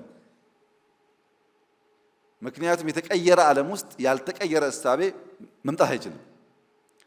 የተቀየረ ዓለም ውስጥ ራሱን ቀይሮ የመጣ ደግሞ ካለ ትናንትናና ነገን ማያያዝ ግዴታው ይሆናል። ይህን የማይቀበል ከሆነ በተሟላ መንገድ መሻቱን ሊከውን ሊያሳካ አይችልም። በተደጋጋሚ መደመር ማለት የሐሳብ የአቋምና የአቅም ድማሮ ነው። መደመር ማለት አንድ ሲደመር አንድ ሁለት ማለት አይደለም። ከዛ ይዘላል። የብዙ ነገሮች ድምር ውጤት ነው ብለን እናነሳ ነበር። የመደመር አዕማዶች በ7 ኤስ የገለጽናቸው የመጀመሪያው የአቅም ተደማሪነት ሲነርጂ ያልነው ነው። ሲነርጂ የአቅም ተደማሪነት ነው። የጊዜ ተደማሪነት ሲንክሮኒ ያልነው ነው። የስርዓት ተደማሪነት ሲስተም ያልነው ነው። የስልት ተደማሪነት ሲሜትሪ ያልነው ነው። ስልት ደምሯል፣ ስርዓት ደምሯል፣ ጊዜ ደምሯል፣ አቅም ደምሯል። ከዚያ ቀጥሎ ግን በ3ኤስ ያልናቸው የሚደምራቸው አንደኛ መዋቅር ነው፣ ሲንትሮፒ። መደመር በሲንትሮፒ እንጂ በኢንትሮፒ አያምንም። በመገንባት እንጂ በማፍረስ አያምንም። በመገንባት ማመኑ በራሱ በታሪክ ጉድኝትና ትስስር ውስጥ ያለውን ስፍራ በግልጽ ያመላክታል። ማንኛውም ታሪካዊ ሂደት ተገንብቶ መሸጋገር አለበት የሚለው እሳቤ ከሲንትሮፒ እምነት የመጣ ነው። ሌላውሳ የህይወት ተደማሪነት ሲምባዮሲስ። የመጨረሻው የራዕይ ተደማሪነት ወይም ሲኖፕሲስ ይባላል። ዋናውን ነገር በቀለለ መንገድ ባጠረ መንገድ የሚገልጠው ማለት ነው። እነዚህ 3S ያልናቸው ሲስተም፣ ስትራክቸር እና ስትራቴጂ ወይም ሲስተም፣ ሲሜትሪ እና ሲንትሮፒ የአቋም ድማሮ ሲሆኑ ሲነርጂ የአቅም ድማሮ ነው። አቅምና አቋም ሲደመሩ ጊዜና ህይወት ሲደመር የበለጸገ ሀገር ይፈጥራል። ያ ነገር ነው የኢትዮጵያን ብልጽግና እውን ሊያደርግ የሚችለው፣ የኢትዮጵያን መለወጥ እውን ሊያደርግ የሚችለው፣ የኢትዮጵያን መሻሻል እውን ሊያደርግ የሚችለው። ለምን? በሁሉም ውስጥ ይብዛም ይነስም የሚጠቅም እውቀት የሚጠቅም ሀሳብ ስላለ። ቀመሩስ ምንድን ነው? አንደኛው ማሰባሰብ፣ ዛሬ ላይ የሚገኙ ሀሳቦች፣ ሀብቶች፣ አቅሞች፣ ሙከራዎች ካሉ ሳይንጠባጠቡ ማሰባሰብ። ካልተሰበሰበ ይበተናል። እንኳን ሀሳብ እንኳን ሀብት እህል እንኳን በጊዜው በወቅቱ ሰብስበን ካላስቀመጥን ይባክናል። መሰብሰብ አለበት። ሁለተኛው ማከማቸት ነው። በትናንት ሀሳብ፣ በትናንት አቅም፣ በትናንት ሀብት ላይ ዛሬን መጨመር ማከማቸት እሱ ነው። ሶስተኛው ማካበት ነው።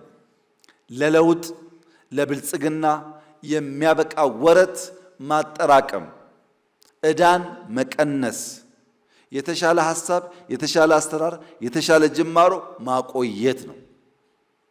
ይህን ማድረግስ እንዲሁ ቀላል ነገር ነው አይደለም።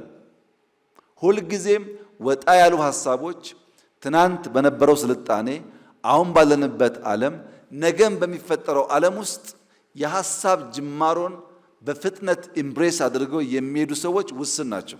መጀመሪያ ያላግጣሉ፣ መጀመሪያ ይስቃሉ፣ መጀመሪያ አቃቂር ያወጣሉ። እየደረመሰ ሲሄድ ግን ይከተላሉ።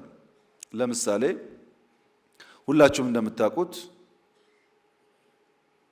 በኢህአደግ የመጨረሻው ጉባኤ ሐዋሳ ላይ አዲስ አበባን እንደ ስሟ አበባ እናረጋታለን ሲባል ኢህአደጎች ነበሩና እንኳን እናንተ እኛም አልቻልናትም ነው ያሉት።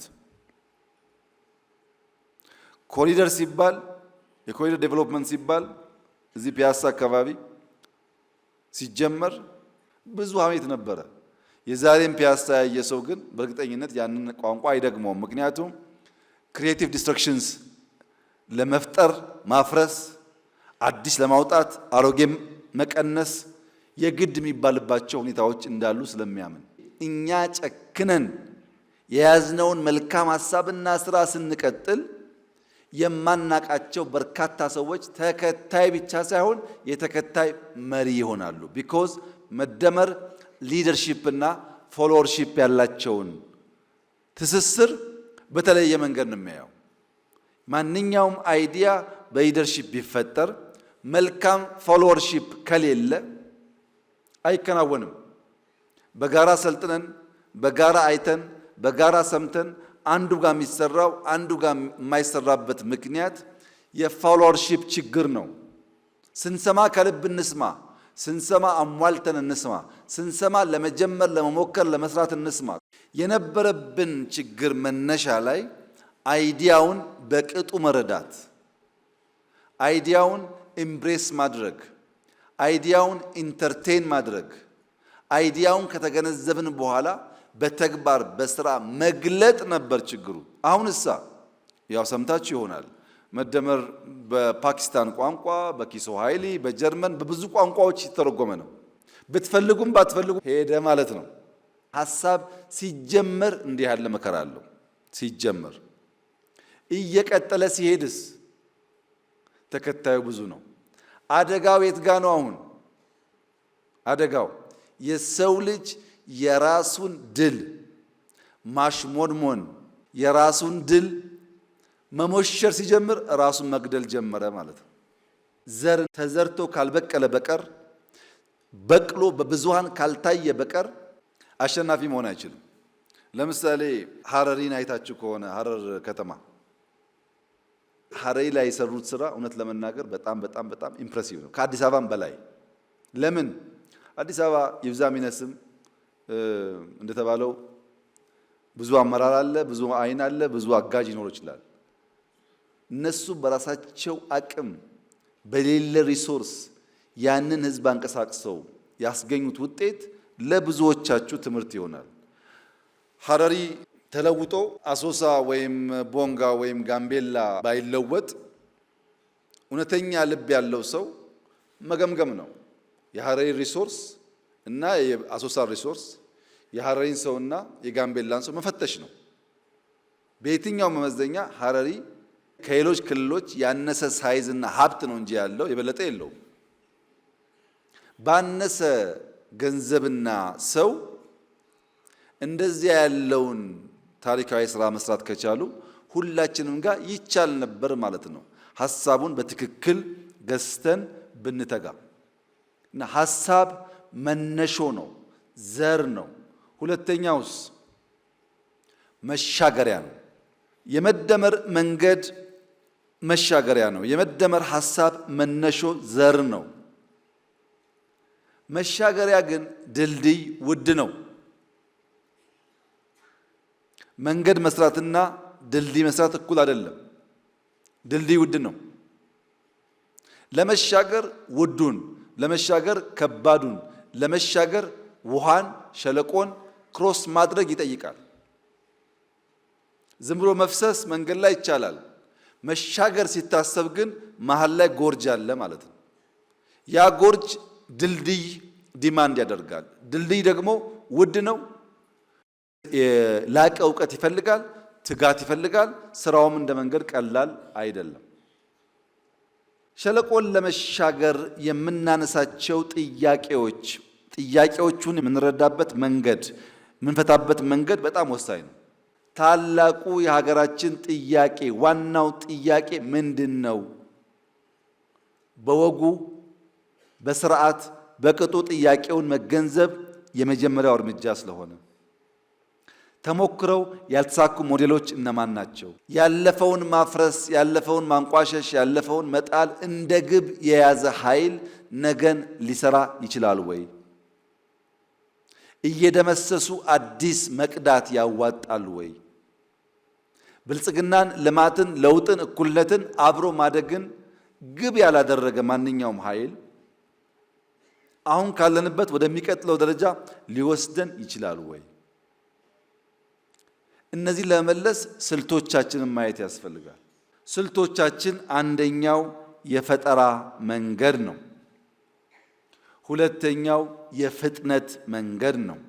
ሶስተኛው የዝላይ መንገድ ነው። ከኋላ ቀርነት ለመውጣት፣ አዙሪትን ለመሻገር፣ የወረት ውስንነትን ቀንሰን ወረት ለማበራከት፣ የጊዜ ውስንነትን ለመሻገር፣ ትናንትን ከነገ ለማስተሳሰር የዛሬን ድልድይ መስራት በእጅጉ አስፈላጊ ነው። ዛሬ ያልተገነባ ድልድይ ወደ ነገ ስለማያሻግር የሚፈጠረው አዙሪት አንዳንዶች ትናንት ሲሉ ዛሬና ነገ ይረሳል። የነገ ሲባል ደግሞ የዛሬ ይዘገያል። ውስጣዊ ሲባል ዓለም አቀፋዊ ጉዳይ ያልፈናል። ትናንትም ብቻ ካል ተከታይ ነን፣ ነገም ብቻ ካል መሻገር አንችልም፣ ውስጥም ብቻ ካል ተከታይ ምን ሆነው። ለዚህ ሁሌ ተከታይ፣ ሁሌ በችግር ውስጥ የምንሽከረከር እንዳንሆን ዓለም የምንገነዘብ፣ ውስጣችን የምንገነዘብ፣ ዛሬም በቅጡ የምንሰራ፣ ብላይንድ ስፖቶቻችን ደግሞ ዞር እያልን የምናይ መሆን መቻል አለብን። ያን ስናደርግ መፍጠንና ሲያስፈልግም ሊፕፍሮግ ማድረግ ይቻላል ማለት ነው። ፈጠራ ማለት ውስንነትን መሻገር ነው። ከአዙሪት መውጣት ነው። የተለየ አካሄድ መከተል ነው። የዝመናን ፋውንዴሽን መጣል ነው። ሐረሪ ቅድም ያልኳችሁ ወይም ጋምቤላ ምላችሁ የግድ አዲስ አበባ መምሰል የለበትም። ችግሩን ካየ በኋላ አካባቢውን ቃኝቶ በራሱ መንገድ ባለው ሀብት ካለበት ሁኔታ ትንሽ ሻል ያለ መፍጠር ይችላል። ሁሉ ዩኒፎርምና አንድ መሆን የለበትም። ምክንያቱም የፈጠራ ምንነትና ባህሪያት እንዲሁም መንገዱን መገንዘብ ያስፈልጋል። የፈጠራ ምንነት እይታና አመለካከት ነው። ከዚያስ አሰራርና ሂደት ነው። መጨረሻ ላይስ ውጤትና ልዩነት ነው። ፈጠራ ምንድነው ያለ እንደሆነ አተያይ፣ አመለካከት፣ አሰራር፣ ፕሮሰሱ፣ ሪዛልቱ እና የፈጠረው ዲፍረንስ ነው። ባህሪያቱ አንሊሚትድ ነው። ፈጠራ እንደ ወርቅ አይደለም፣ እንደ ጋዝ አይደለም። ሶማሌ ክልል ጋዝ አለ፣ ጋምቤላ ወርቅ አለ፣ አሶሳ ወርቅ አለ እንደሚባለው አይደለም። አንሊሚትድ ነው፣ ዩኒቨርሳል ነው። ማንም ሰው ያለበትን ሁኔታ ማስተዋል ከቻለ ከዚያ የሚያወጣውን ነገር መፍጠር ይችላል። መጨረሻ ግን አፕሊፍቲንግ ነው። ከፈጠረ ካሳካ በኋላ በከፍተኛ ደረጃ የሚያነቃቃ ለሌላ ፈጠራ የሚያዘጋጅ ነው። መንገዱ ፈጠራን እንደ ግብአት ከምርት ግብአቶች መካከል እንደ አንዱ ለምሳሌ የሰው ኃይል፣ መሬት፣ ካፒታል እንደሚባለው ሁሉ የመፍጠር አቅም ፈጠራን እንደ ግብ፣ ፈጠራን እንደ ምርት ማየት ያስፈልጋል። ፈጠራ ያልታከለበት ሌሎች ካፒታሎች ብቻቸውን የምንፈልገውን ነገር ሊያመጡ አይችሉም። መለስ ብለን እንመልከት። የሰው ልጅ በምርታማነት የታጀበ ጉዞውን ስናይ ሙሉ በሙሉ ፈጠራ ነበር። ፈጠራው ያዘገመ ወይም ፈጣን ሊሆን ይችላል። ለምሳሌ ሶስቱ የግብርና አብዮቶች፣ የመጀመሪያው የግብርና አብዮት፣ ሁለተኛው የግብርና አብዮት፣ ሶስተኛው የአረንጓዴ አብዮትን ብንመለከት አንድ ባህሪ ያላቸው ፕሮዳክሽን ሌበር ኢንቴንሲቭ ነበረ። ከፍተኛ የሰው ኃይል ይጠይቅ ነበር ብዙ ምርት ማምረት። ሁለተኛ ኢኖቬሽን ከአንድ ጫፍ ሌላ ጫፍ ለመሄድ በጣም ስሎ ነበር። እዚህ ያለ እውቀት ባለበት ለመቶ ዓመታት ይቆይ ነበር። በዚያ ምክንያት የመጀመሪያው የግብርና አብዮት የጀመረው ወደ 10,000 ዓመተ ዓለም ገደማ ነው ይባላል። እስከ 2000 ዓመተ ዓለም ገደማ ለ8000 ዓመታት የሰው ልጅ ከአደን ለቀማ ወደ ግብርና የተደረገ ሽግግር ውስጥ ለ1000 ዓመታት ኖሯል።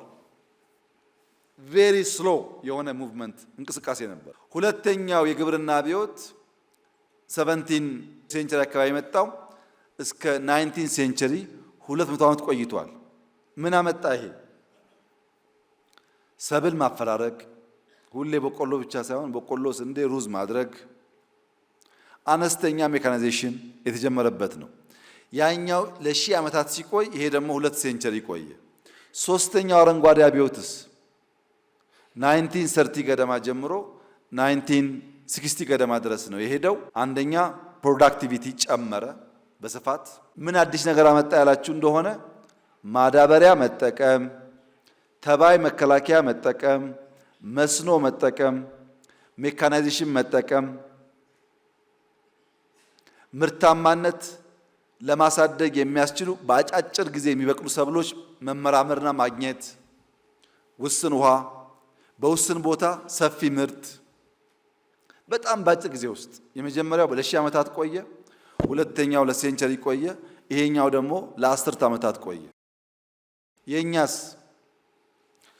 ሶስተኛው አረንጓዴ አብዮት ባለቀበት ዘመን የኢትዮጵያ ዘፈን በሬና ገበሬው ይላል። ቢያንስ 19 ሴንቸሪ ሜካናይዜሽን ሲፈጠር ያ የበራለት አንቂው ሰው በሬና ገበሬ ትስስር የለውም፣ በሬ ከትራክተሩ ቢል ኖሮ ሰው ምን እያለ ነው፣ ምን አስቦ ነው ይጠይቅ ነበር። ግን ከአረንጓዴ አብዮት በኋላም ዘፈኖቻችን በሬና ገበሬው፣ ስዕላችን በሬና ገበሬው፣ ማረሻና ቀንበሩ ስለሆነ እዛው ቀረን ማለት ነው። የግብርና ሪቮሉሽን ከጀመሩ አገራት ተርታ የምንመደብ ቢሆንም እስከ ዛሬ በሬና ገበሬን ማላቀቅ አልቻልንም። ለምን? በፈጠራ የታጀበው መንገድ በጣም ስላግሽ ስለሆነ እኛ በዚያ ውስጥ ተጽናንተን መኖር፣ መቆየት፣ አለመስፈንጠር ልምምዳችን ስለሆነ። ሁለተኛው አምስቱ የቴክኖሎጂ አብዮት ነው። የመጀመሪያ የኢንዱስትሪ አብዮት 80 ዓመት ገደማ ነው የቆየው። ሁለተኛው ኤጅ ኦፍ ስቲም ኤንድ ሬልዌይስ የሚባለው ወደ 46 47 ወይም 50 ዓመት ነው የቆየው። ሶስተኛው ኤጅ ኦፍ ስቲል ኤሌክትሪሲቲ ሄቪ ኢንጂነሪንግ የሚባለው ደግሞ ከ1875 እስከ 1908 33 ዓመት የቆየው። ኤጅ ኦፍ ኦይል አውቶሞቢል ማስ ፕሮዳክሽን በኋላ የመጣው ደግሞ 60 ዓመት ገደማ ቆይቷል። ግን ራሱን በጣም እያዘመነ እየለወጠ የመጀመሪያው አውቶሞቢል ሳይሆን በጣም ፈጣን በጣም ትላልቆች እየተፈጠሩ ማለት ነው። አምስተኛው ኢንፎርሜሽን ኤንድ ቴሌኮሙኒኬሽን አብዮት ነው። እስካሁንም ያለው በጣም በከፍተኛ ደረጃ የሊፍሮግ እያደረገ አሁንም ያለው እስከ ኤአይ ዘመን ያለው ማለት ነው። ምንድነው ከቀድሞ የሚለየው ያላችሁ እንደሆነ በፍጥነት ምርት እና ኢኮኖሚ አድጓል። ኢንፍራስትራክቸር ሰፍቷል። የሥራ አይነት ተቀይሯል። የአኗኗር ዘዬ ተቀይሯል።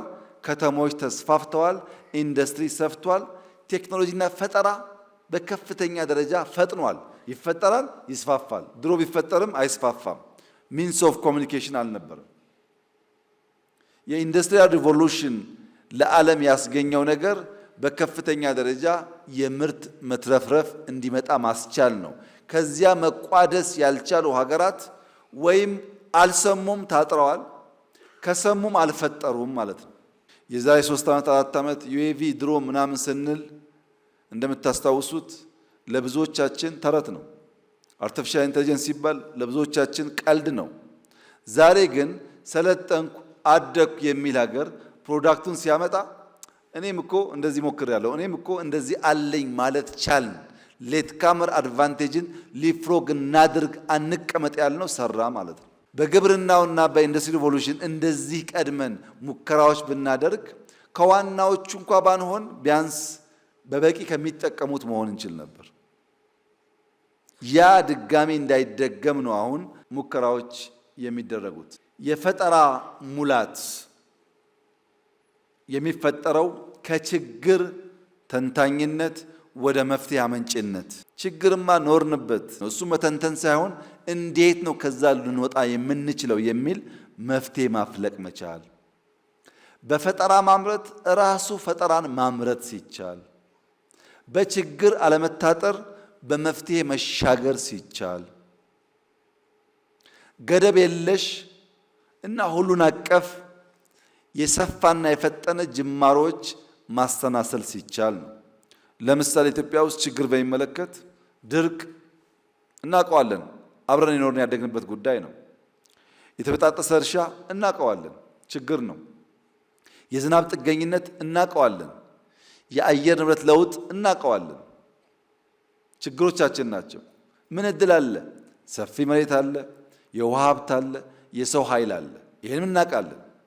አሁን ከኛ የሚጠበቀው የተበጣጠሰ መሬት ሳይሆን ኩታ ገጠም ማስፋት፣ ያልታረሱ ጦም ያደሩ መሬቶችን ወደ እርሻ ማስገባት፣ የበጋ ስንዴን ማስፋት፣ ሜካናይዜሽንን ማስፋት፣ አረንጓዴ አሻራን ወደ ፍሩት ወደ ኢንዲጂነስ ትሪ ማሳደግ፣ በጥራት ማስፋት።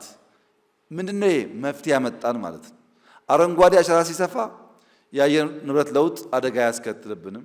ክረምት ከበጋ ማረስ እንችላለን፣ ምርት ይሰፋል፣ ረሃብ ይጠፋል ማለት ነው። ችግሩን እናውቀዋለን። መፍትሄው ላይ ነው ርብርብና ስራ የሚያስፈልገው። መደመራዊ የፍጥነት መንገድ ይደርሳል አይደርስም፣ ይቻላል አይቻልም በሚል መላምትና ግራ መጋባት ውስጥ መቆየት ሳይሆን ከዚያ የወጣ በውጤት የሚገለጥ ፍጥነትን ማረጋገጥ ነው። የሂደት እና የውጤት ፍጥነት ማሳየት ነው። በትልቅ ማሰብ፣ በትንሽ መጀመር፣ ማበራከት፣ ማስተናሰልና ማላቅ ነው። ከጊዜ ኋላ እንድንገኝ ያደረገው የሂደትና የውጤት ፍጥነት መጓደል ነው። ስላግሽ የሆነ አካሄድ ከጊዜም ከውጤትም እንድንዘገይ አድርጎናል። ጊዜ ተሻግሮ አለማሰብ፣ ለነገ አለመዘጋጀት፣ ለትውልድ አለማቆየት። ሰርገኛ መጣ በርበሬ ቀንጥሱ፣ አስፋልት ከሆነ ሽሮ ፈሰስ። ጊዜን ማሳደር፣ ችግርን ማሳደር፣ ፕሮጀክቶች በጊዜ አለማጠናቀቅ፣ ሄዶ ሄዶ ለትውልድ የሚቆይን ወረት ማሳነስ ነው። በትልቁ ማሰብ፣ ከትንሽ መጀመር። ለምሳሌ ጽዱ ኢትዮጵያን የመፍጠር ግብ ከቢሮ ተጀመረ፣ ከተማ ተባለ፣ ወደ ሀገር እየሰፋ ሄደ። ኮሪደር፣ የበጋ ስንዴ፣ ሌማት፣ ግሪን ሌጋሲ፣ ሁሉም ኢኒሼቲቭ ጅማሮ አነስተኛ ነበር።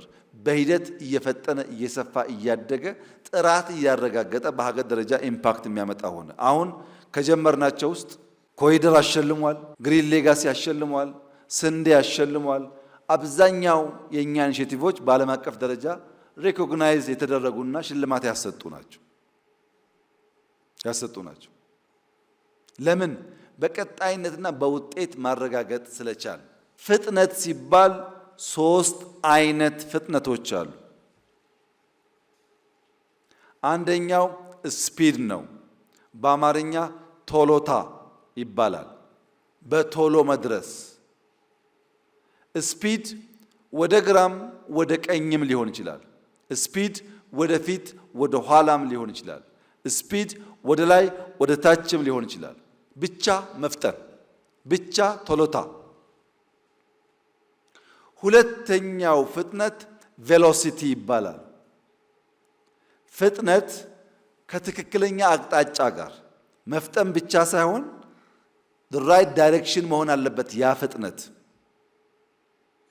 ሶስተኛው አክሰሌሬሽን ይባላል፣ ወይም ሽምጠጣ፣ ጥድፈት ይባላል በአማርኛ።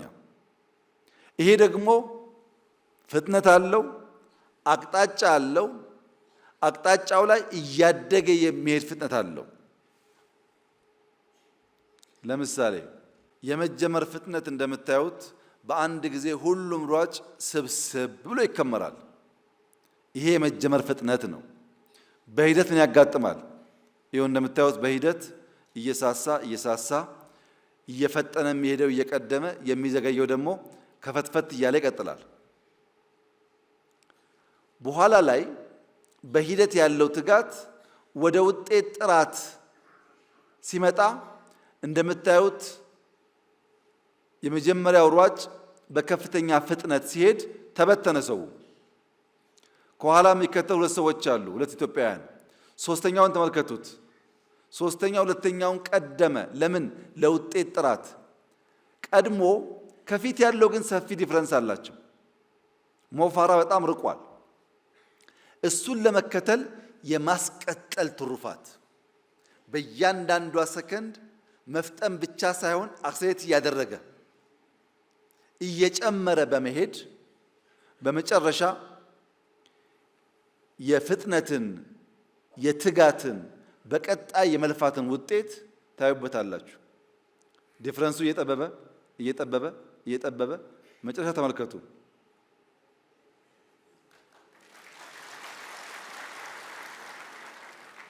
ምን ማለት ነው? ሲጀመር ሁሉም ይሰበሰባል። በቀጣይነት ሳናቋርጥ የያዝነውን ቅን ሐሳብና መልካም ሐሳብ ይዘን የምንቀጥል ከሆነ ቀድሞ ከኛ ጋር አጃቢ የነበረው ታዛቢ ይሆናል። እኛ ስንጨርስ ታዛቢ ይሆናል። ያኔ አልመሰለኝም ነበር፣ በደንብ አልነገራችሁኝም ነበር፣ ችግሩ እኮ አነጋገራችሁ ነው፣